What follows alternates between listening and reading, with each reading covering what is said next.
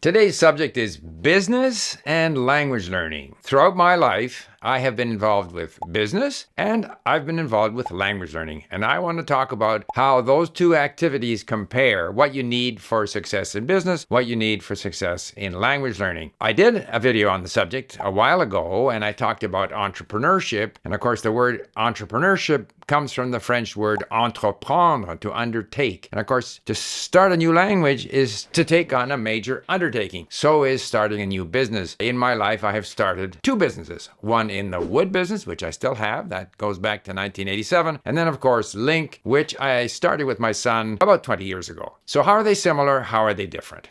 First of all, quite obviously, to be successful in business or in language learning, you need a high degree of commitment. You need a degree of passion because it's not always easy. So to stay the course, you need to have that burning desire to do something. One of the reasons why in Canada, the level of bilingualism outside Quebec is so low is that despite the literally billions of dollars that the Canadian government spends, if people aren't motivated to learn French, they're not going to learn French. So learning a language starts with motivation. Similarly, if your approach to business is one of get rich quick and you don't have a passion for the actual nuts and bolts of the business you want to get into, if you are a shoemaker and you don't like making shoes, you probably won't be successful. So that's common to both.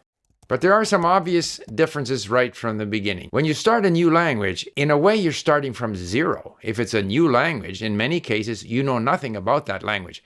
The recent languages that I started, which are very different from languages that I knew previously, like Persian, like Arabic, like Turkish, it's almost like starting from zero. There's a very small number of loan words. In business, on the other hand, if you don't have some market knowledge, some product knowledge, if you don't know some people who can help you, if you're like basically starting from zero, let's say you've got a very steep uphill climb. So to that extent, in business, that prior knowledge is very important. Now, you can argue that in language learning, if you're dealing with some input and it's on a subject that you're familiar with, or it's a subject that you have some prior knowledge about, you're going to do better. So prior knowledge is always helpful, but prior knowledge is not a condition for success in language learning, whereas I think in business, it is almost a condition. And when I started my wood business, I had been working for the Canadian Embassy in Tokyo. I had been involved with the forest industry sector. I knew people, I knew products, I had information about the market. There was still a lot that I learned along the way, but nevertheless, I did have that knowledge. And of course, I worked for, 6 years in Japan and a longer time back here in Vancouver with major Canadian exporting companies. So I had a lot of prior knowledge about the wood business in Japan specifically before I started my own company. Now, another thing that's different is language learning to me is sort of like atomic habits. It's step by step. You slowly get better. Very often you're not aware of the fact that you're getting better. You just have to trust the process, continue to do whatever you're doing, particularly listening and reading. I believe in input, and you will gradually improve, even if you don't have the impression that you're improving. If you stay with it, you're not going to get worse. You can only get better. That's not the case in business. Business is much more volatile. You can have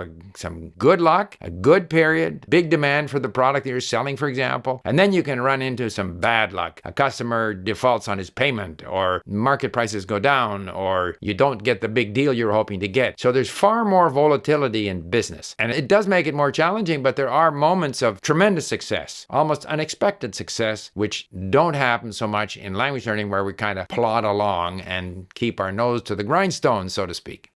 Another thing I find, language learning is very much personal. You learn for your own reasons, unless you have to learn for some other purpose, which for me was the case when I was a Canadian government language student and I had to learn Mandarin Chinese and I had to pass the British Foreign Service exam in Mandarin. Or when I was a student in France, I had to reach a certain level in my French. But for the rest of the time that I've been learning on my own, I learn for my own reasons. I learn in ways that I like. I don't worry about the mistakes I make. I'm just learning for myself. And it's a solitary journey, and I can do it on my own. I can have a teacher if I want, but I don't need a teacher. In business, that's not the case. In business, you very much rely on other people. You rely on contacts. You rely on suppliers. You rely on customers. Relationships are so important in business. You don't want to burn any bridges. You have to invest in relationships so that at a much later date, you can go back there and perhaps reap the benefits of having provided a service to people who are going to be helpful to you. So business is much more dependent on interpersonal relationships, whereas whereas languages, not so much. Of course, it's nice to have a good teacher, and I've had some excellent teachers who have influenced me in French, in Mandarin. Even now, I have an excellent tutor for Turkish. I had an excellent tutor for Persian. So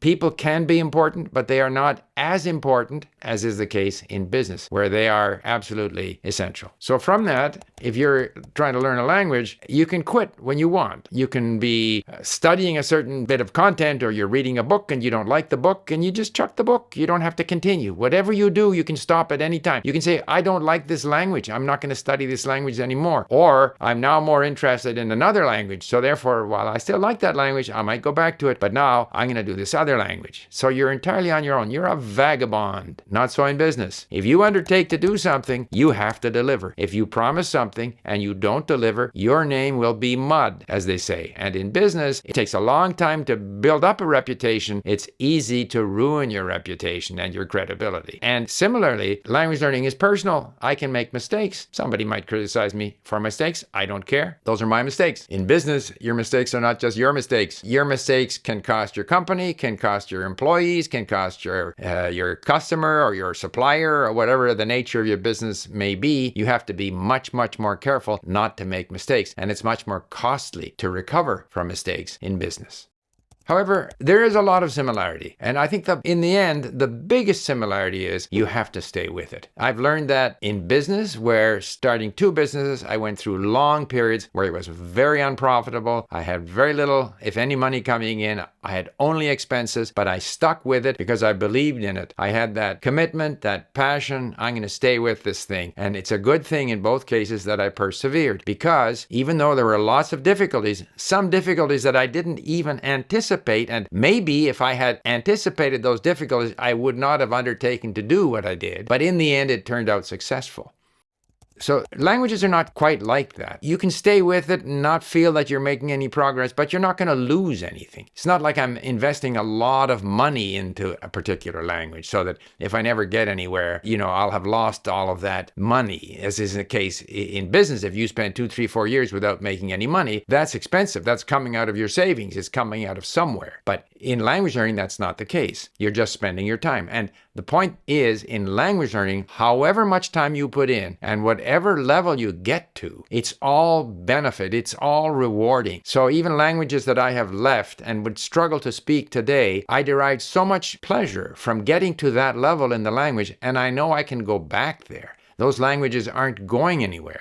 They're still a part of me, and I will quickly be able to refresh and get back to the level where I was and improve on that. In business, it's not the same. If you spend 3, 4 years and eventually get to a level where you feel you cannot sustain your activity, there's just not enough investment capital available, you can't stay the course, you're going to have to drop it. Everything you've invested is, to some extent, lost. Now, you have gained a lot of experience, and there's a lot of people who have, gone bankrupt 2 or 3 times, lost a lot of money, but with everything that they have learned and the experience that they have gained, then when they go and start another venture, they're able to succeed. So I think in both cases, if we look at the beginning and the end, you have to have passion, commit the time and effort, and at the other end of it, you have to stay the course, you have to persevere. And if you do those 2 things, I think you have a high probability of success, both in language learning, well, I would say in language learning for sure, and in business, more likely than not. But the big thing in business is you're relying on luck. Language learning is not about luck. Language learning is about putting in the time and persevering only. But business, there's a major element of luck and opportunity. So I just thought I would compare those 2 and leave you with the video that I did on a similar subject, entrepreneurship and language learning, quite a few years ago. Thank you for listening. Bye for now.